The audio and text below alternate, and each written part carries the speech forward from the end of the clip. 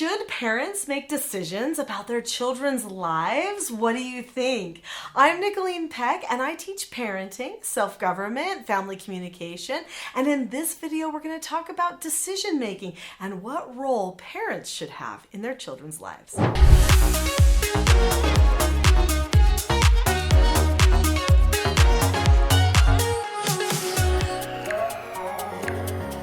So should parents make decisions for their children? The answer is yes, and the answer is no. So in this video, we're going to talk about, yes, why they should, but then also when they shouldn't. So first, let's talk about the yes. And I know that maybe for some people that rubs them a little bit wrong, like what? Parents should make decisions for their children's lives? Well, to some degree, yes. We don't want to leave our children just drifting and floating. That would be abandonment, okay? So we've got to be really careful that we remember our role in their lives. We are a leader. We are a guide. We should be the voice of wisdom for them. We should help them set goals, accomplish things, and become the best version of themselves, which means that sometimes we need to be the one making decisions for them so that they don't self-destruct when they're young and so that they can learn the pattern for making good decisions for the future. Now, there are times when we let them make the decisions all on their own. We'll be talking about that in a minute. But what types of decisions should parents be making for their children? Now, of course, each parent is going to have to seek inspiration about what type of involvement they have with their children's life decisions. But there are some things that I learned from my parent are actually really good things. So for instance, things that help a child step out of their comfort zone. This is important. Do you know that we actually have a problem right now with young people feeling like it's somehow morally wrong to have to ever be uncomfortable, to ever step out of a comfort zone? Well, you never succeed in what you want to do if you aren't willing to take a little bit of a chance, a little bit of a risk. And so it's up to parents to nudge their children along a little bit, maybe even sign them up for something they wouldn't normally do, just so that they can have the opportunity to step out of their comfort zones. So that's a big one. When we're raising our children, maybe they say, I don't want to talk in front of that group, or I don't want to try that activity or something. And we say, we're just going to give it a try. It's okay. This has already been decided. Our family is going to do this. And I'm going to be here with you. It's going to be okay. So that's one area where we're going to want to help our children reach. Now, if they fall short a little bit or they get a little bit insecure as they're trying this new thing when they're stepping out of the comfort zone, of course, we need to be supportive, right? Instead of condemning. We definitely would not want to condemn a person for not stepping out of their comfort zone. But that's one area that would be really good. Another area would be things like communication with siblings and family. So some young people might say, I don't care about my family. I don't care about talking to them. I don't want to have a good relationship with them.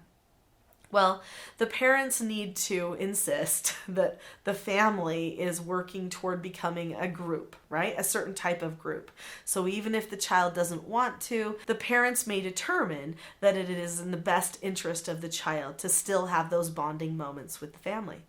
This also goes for religious choices. Now, I know that ultimately a person is going to decide religiously and morally how they want to live their lives, but it is up to parents to pave the way towards success.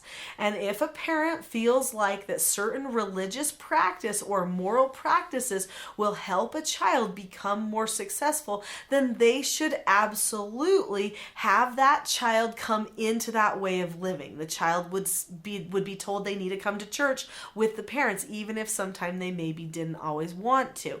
The child may be told they need to tell the truth, even if they didn't want to. You know, some of these moral things that are so important. So those are things that parents should be deciding for their children.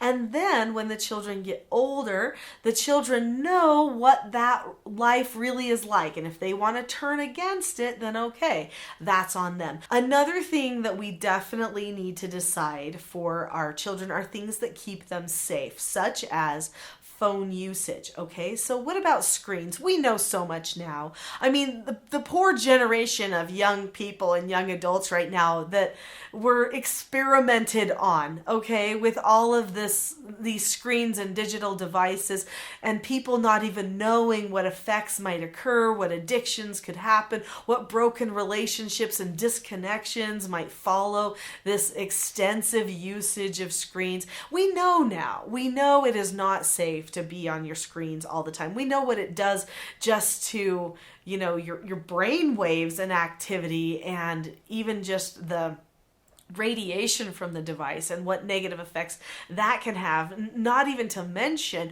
what it does to disconnection and distraction, so that family bonds and relationships are not how they need to be. So those are things parents should decide for their children. Absolutely. Digital devices. We get to make that choice. We get to make the choice when a child dates other people and doesn't. Now, that doesn't mean we pick every person that they're going to like. That's pretty much going to be impossible. We can't pick every single friend, but we can help them set up guidelines and gauges, and we can determine what type of social activities are appropriate for certain stages of development. So that's another thing that we absolutely can do to help our child start out on the right path. Now, in my family, my parents said everyone in our family will learn music. What type of music do you want to learn? And I said, I want to do piano and I want to do singing. So that's what I did. And then when later I said, I don't want to practice, I don't want to do it, they said, you need to do it. You made a commitment that you would do it. So in my family, my children, same thing. I said, what do you want to learn? What music do you want to do? And they picked, and then I didn't let them quit just right off the bat when they got a little tired of it. We had to push through those hard times, and then they were like, I love this. No, I don't want to ever quit. I love this. I love this. Sometimes you have to help them push through some hard minutes. Before I get to the things that we shouldn't be deciding for our children, hit that subscribe button. There are so many great videos about the parent-child relationship and self-government. You're not going to want to miss them, so subscribe now. All right, so now know. What things should we not be deciding for our child's life? Well, one thing we should not decide for our child's life is when they get married, who they date, those kinds of things. There are so many parents who are saying things to their children like, you are not allowed to get married until you are 35. You are not, and it's like, well, the parent does not get to pick that kind of thing for the child. That's a big burden to put on the child. The parent does not get to pick where the child goes to college or whether they do or don't go to college. The parent doesn't get to choose where a child works unless it's immoral or goes against the basic foundational tenets of the family. But if a child wants to work at a smoothie shop versus a local fast food chain, the parent should allow the child to make those kinds of decisions, to put in job applications, to reach out and stretch. The parent should not be deciding how the child pursues all of their education. The child has to make those decisions for themselves and suffer some of those consequences. Now, the parents can encourage in a certain direction, but ultimately, if the child chooses maybe not to even graduate or not to move on to higher education, that doesn't mean the parent is a failure. The child might just have a little different path than the parent took or that the parent would like them to take. Before we leave the topic of these decisions, there is one thing that I need to bring up. And that is that the parent can decide when the child needs to leave the home. Now, hopefully the child is motivated and they're moving on. But sometimes, I know nowadays there are many parents who feel like their child is never going to leave and grow up, and they're just going to stay relying upon them forever. Well, then the parent might have to decide the child is going to move on. But where the child moves to, that's up to them. And what automobile the child chooses to pay for themselves, that's up to them. So there are so many things once they hit adulthood that we don't get to have a say on. And I know sometimes it's hard. It's hard to watch them make decisions that you know could hurt because you've been there before and you didn't want your child to make a similar mistake that maybe you made. But we can be there and be supportive. We can maintain strong relationships, good communication, and then that child hopefully will see that we are a constant in their life. And if we are a constant in their life, then what we stand for, we'll always be there for them if they want to come back to it. So we can't pick everything for them, but we can always be there for them, and they need that. In fact, I think sometimes they're testing us a little bit just to see if we will be. So don't forget that. If you've enjoyed this video, I'm pretty sure you'll love my next video, which is a class. And I have decided to give this class to everybody online for free. It is called The Expectation Trap versus the Cycle for Success. This class will not only help you, but might help your children that are emerging adults not get stuck in expectation traps, be more successful in their relationships and their pursuits. So go ahead and watch The Expectation Trap versus the Cycle for Success now.